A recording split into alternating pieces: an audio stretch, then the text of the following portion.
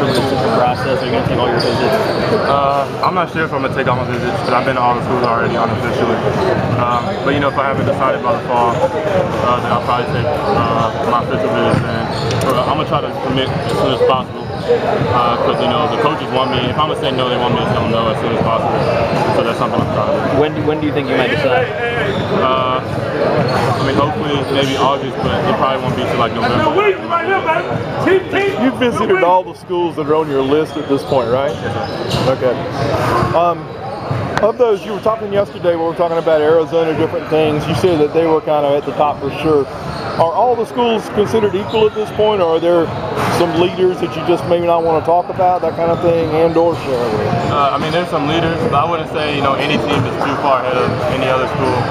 I'm looking to cut it down soon, so I do have schools in mind that I want to leave on the list. But I'll say it's pretty fair right now. Okay, so everything's still really fluid, right? Yeah.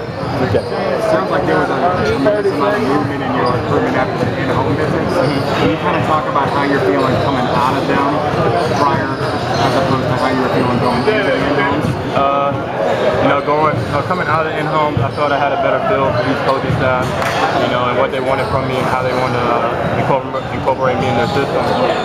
The in-home visits really just let me get to know the coaches and get a feel for them as people too, because I am going to be with them for 4 years. And so, I think the in-home visits really help, the big stage, my recruitment process. Were there big questions that you had about the schools coming in for the in-homes prior to?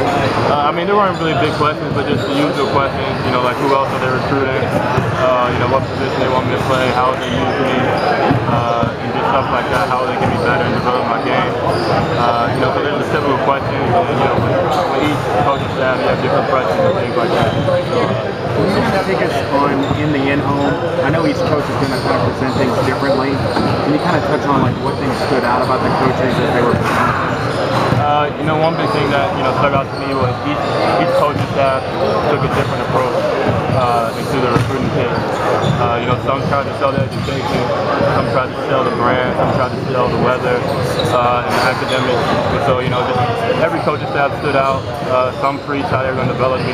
So there's just different things that each coaching staff tried to present to me. There was talk at one time about you liking playing with Jalil Okafor, Tyus Jones.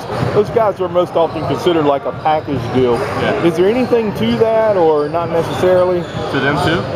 No, well, not just for them too, but for you playing with them as well. Yeah, it's definitely something we talk about. I would say they're going to 90%. Those two are going to school together.